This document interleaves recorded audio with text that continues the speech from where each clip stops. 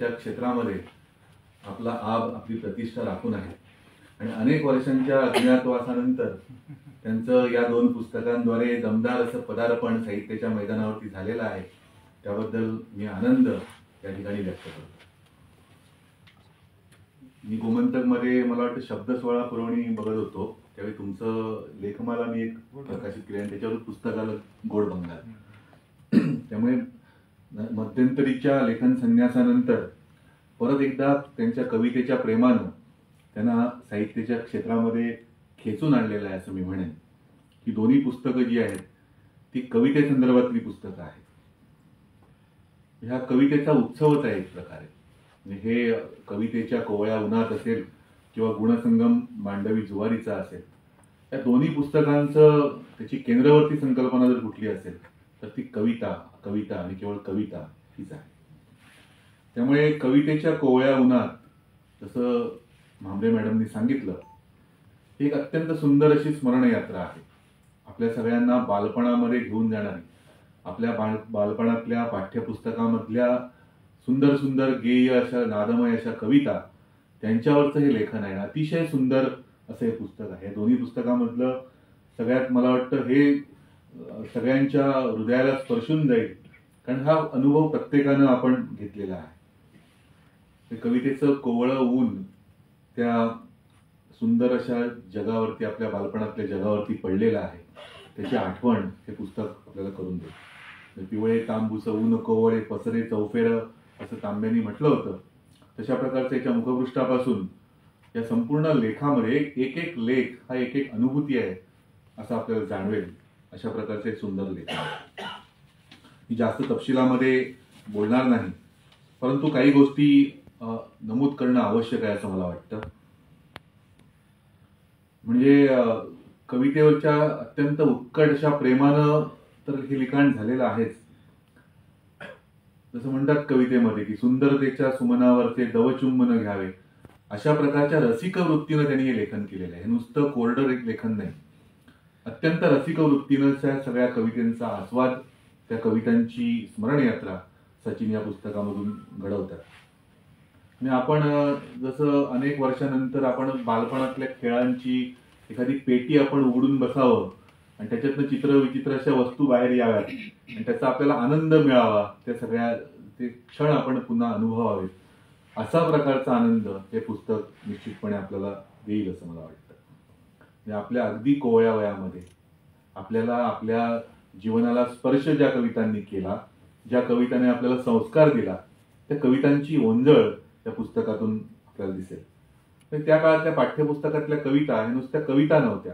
सचिन त्याच्यामध्ये म्हणतात की त्यांनी वाङ्मयीन संस्कार तर आपल्यावरती केलेच, परंतु भोवतालच्या जीवनाकडे बघायला शिकवलं. आणि हा अतिशय महत्वाचा मुद्दा त्यांनी त्या लेखनामध्ये अधोरेखित केलेला आहे.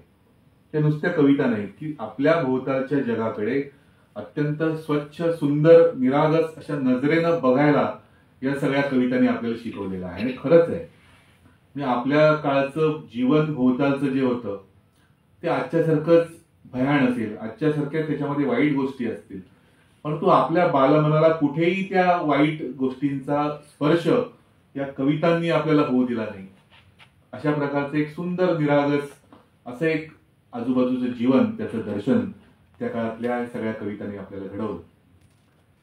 सचिन कांदोळकरांनी या लेखनामध्ये आपली कवितेबद्दलची दृष्टी मांडलेली आहे. ते असं म्हणतात की भारतातल्या कुठल्याही प्रांतातील कविता ह्या संस्कृतीच्या मूलस्त्रोताला स्पर्श करणाऱ्या असतात. अगदी खरं आहे. कुठल्याही भाषेतली कविता असेल, त्या संस्कृतीचा जो मूल गाभा जो आहे त्याला हे कविता स्पर्श करत असतात. ते असं म्हणतात की आम्ही ज्या काळामध्ये जगत होतो तर तो काळ निराशाजनक कधीच नव्हता, कधीच आपल्या मनाला निराशेचा स्पर्श झाला नाही. आणि भविष्यकाळी आपला आशादायक असेल असा एक आशावाद या सगळ्या कवितांनी, पाठ्यपुस्तकामधल्या कवितांनी आपल्या मनामध्ये निर्माण केला.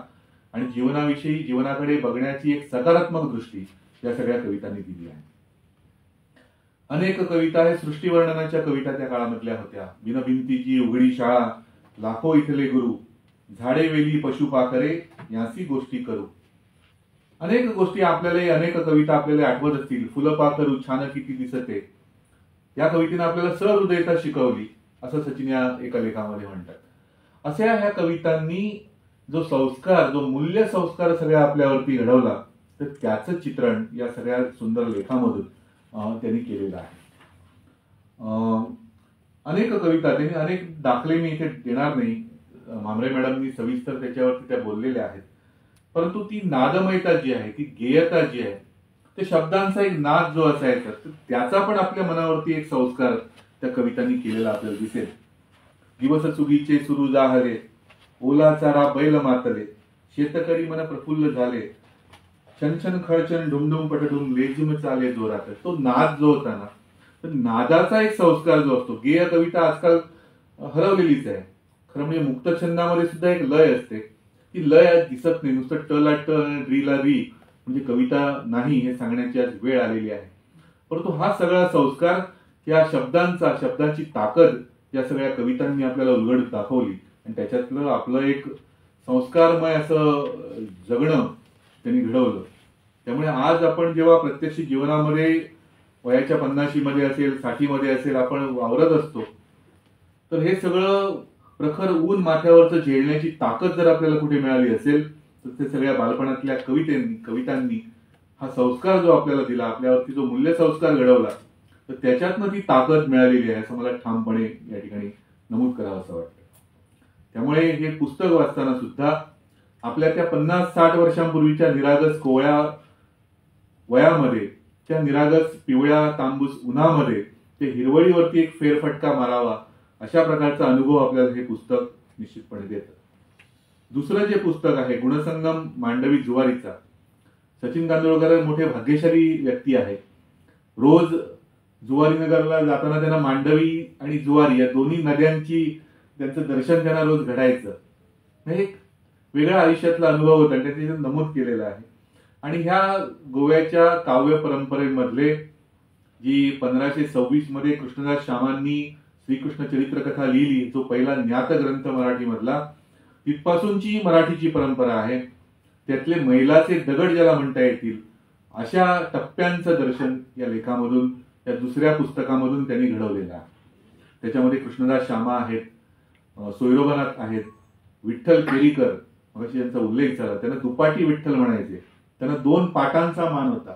आणि त्यांची अनेक कविता त्या काळामधली विठ्ठल जोशी केरीकरांची, केवळ ही भूपाळी, अमर भूपाळीच नाही, अनेक त्यांचे पद जशी सोयरोबांची आहेत तशी त्यांची पण आहेत. गजानन रायकर, पुष्पाग्रज, नरेंद्र बोडके इथपर्यंत हा सगळा कवितेची जी धारा आहे गोव्याच्या, तर त्याचं दर्शन, त्याचं गुणसंकीर्तन या दुसऱ्या पुस्तकामधून त्यांनी केलेलं आहे. आणि अत्यंत मार्मिक निरीक्षणं हे ठिकठिकाणी, जसं सुरेश नाईक मगाशी म्हणाले की सचिन यांची एक टिप्पणी जी असते तर ती याच्यात दिसते. सोयरोबांच्या जीवनामधला एक महत्वाचा प्रसंग आहे. बक्षी बहादर जीवबादादा केरकर सोयरोबांना महाजी शिंद्यांकडे घेऊन गेले होते. जीवबादादांवरती त्यांचं जे नरहर व्यंकाजी राजाध्यक्षांनी लिहिलेले चरित्र आहे 1907 मध्ये प्रसिद्ध झालेलं, तर ते मी 2 खंडामध्ये संपादित करून प्रकाशित, एक खंड त्याचा प्रकाशित झालेला आहे, दुसरा येणार आहे. त्याच्यामध्ये हा प्रसंग आहे. महाजी शिंदे कविता करायचे आणि सोयरोबानाथांना घेऊन जीवबादादा महाजींच्या दरबारामध्ये उज्जैनला गेले आणि महाजींनी त्यांना आपल्या कविता दाखवल्या. सोयरोबांनी कविता बघितल्या, अशा फेकून दिल्या. त्यांनी सांगितलं की ज्या कवितेमध्ये भगवंताचा प्रसाद नाही, भगवंताचं गुणवर्णन नाही, त्याला आपण कविता मानत नाही. म्हणजे शासकाला बाणेदारपणे उत्तर देण्याचं धारिष्ट्य त्या काळातल्या सोयरोबामध्ये होतं. तो आपल्या गोमंतकाच्या साहित्यिकांना मिळालेला वारसा आहे. आणि ते असं म्हणतात की कमिटीपेक्षा कमिटमेंट महत्वाची, असा त्यांनी उल्लेख त्याच्यामध्ये केला. अशा प्रकारचे कवी त्या काळामध्ये होते. आणि आजचे साहित्यिक स्पष्टपणे बोलत नाहीत ही त्यांची तक्रार आहे, ती खरी आहे. आज आपण पुरस्कार, अनुदान, मंत्र्या-संत्र्यांच्या मागे धावत असतो, परंतु ताठपणे सरकार जर चुकत असेल तर बोलण्याची गरज आहे. ती किती कवी बोलतात, किती साहित्यिक बोलतात, हा विचार करण्यासारखा प्रश्न आहे. त्यांनी असं म्हटलेलं आहे की सोयरोबा कागदांना मोताद होते, फणसाच्या पानावरती त्या काळात त्यांनी कविता लिहिली. आज कागद भरपूर आहेत, पण सोयरोबांसारखे स्वाभिमानी कवी कुठे आहेत, हा त्यांचा सवाल आहे. हा प्रत्येकाने विचार करण्यासारखा प्रश्न आहे, विषय आहे असं मला वाटतं. दामोदर अच्युत कारेंच्या नंदादीपला जी वामन मल्हार जोशींची प्रस्तावना, त्याच्यावरती त्यांचा जो लेख आहे, त्यात ते असं लिहितात की लेखक, वाचक आणि सहृदय विवेचक यांचं सहकार्य वाढीला लागणं आवश्यक आहे, नाहीतर पुण्या मुंबई पलीकडचे प्रतिभेचे झरे तिथल्या तिथेच जिरून जाण्याचा धोका आहे. म्हणजे अशा ह्या सगळ्या लेखामध्ये ही जी टिप्पणी आहे ना सचिनची, ती तितकीच महत्वाची आहे की त्याच्यातनं त्या सगळ्या लेखनाचं तो मुख्य गोष्ट कोणती, तर त्याच्याकडे तुमचं ते लक्ष या लेखनामधून भेटतात. त्यांची रसिकता त्याचा तर प्रश्नच नाही. बोरकरांच्या कवितेवरच्या लेखाचा मगाशी उल्लेख झाला. बोरकरांच्या कवितेची एक नेमकी ओळ ते त्याच्यात देतात की रस्त्यात धुळीचे भवरे नभ क्षणात झाले गैरे. म्हणजे पाऊस पडायच्या आधी असे धुळीचे भोवरे उठतात आणि नभ गैर झालेलं असतं, तर त्याचं चित्रण जे त्या ओळीमध्ये झालेलं आहे. आणि नेमकं ते मार्मिकपणे एखादी ओळ टिपणं आणि त्याच्यावरती लिहिणं, ही कला सचिन यांना साध्य झालेली आहे. त्यांची शीर्षकं सुद्धा तशीच आहेत. गजानन रायकरांवरच्या लेखामध्ये ते लिहितात की रायकरांची कविता म्हणजे नक्षत्रांची सुंदर स्वप्नेच, असं अत्यंत शैलीदार लेखन सचिन कांदोळकर करत आलेले आहेत. आणि यात मगाशी जो उल्लेख झाला, विठ्ठल केरीकर असोत, माधव चंद्रोबा दुपळे असोत, तर ते हे उपेक्षित व्यक्तिमत्व तर आहेतच, पण मला असं वाटतं की हे लेख म्हणजे संशोधनाची एका दिशा दाखवणारे लेखन आहे. याच्यावरती प्रत्येक व्यक्तीवरती स्वतंत्र ग्रंथ साकारला जाऊ शकतो, स्वतंत्र त्याच्यावरती संशोधन होऊ शकतं. ही बीज या पुस्तकामधून त्यांनी दाखवली. संशोधनाच्या नव्या दिशा हे सचिन कांदोळकर यांचं दुसरं पुस्तक आपल्याला दाखवतं असं मी म्हणेन.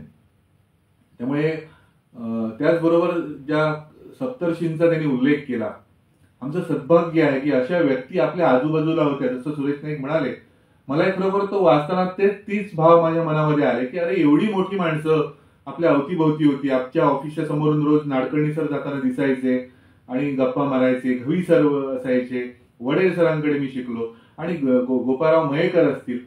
केवढी उंचीची माणसं आपल्या अवतीभोवती होती. एक एक एक एक तारा निखळावा आकाशामधला, अशा प्रकारे एक एक माणसं आपल्यातून निघून जात आहेत, पोकळी निर्माण होते. परंतु त्यांनी आपल्याला जे घडवलं, जे संस्कार आपल्यावरती दिले, जे साहित्यिक वाङ्मयीन वातावरण, मराठी भाषेचा वारसा जो गोव्यामध्ये शतकानुशतके चालत आलेला आहे, तो आपल्यापर्यंत सोपवला.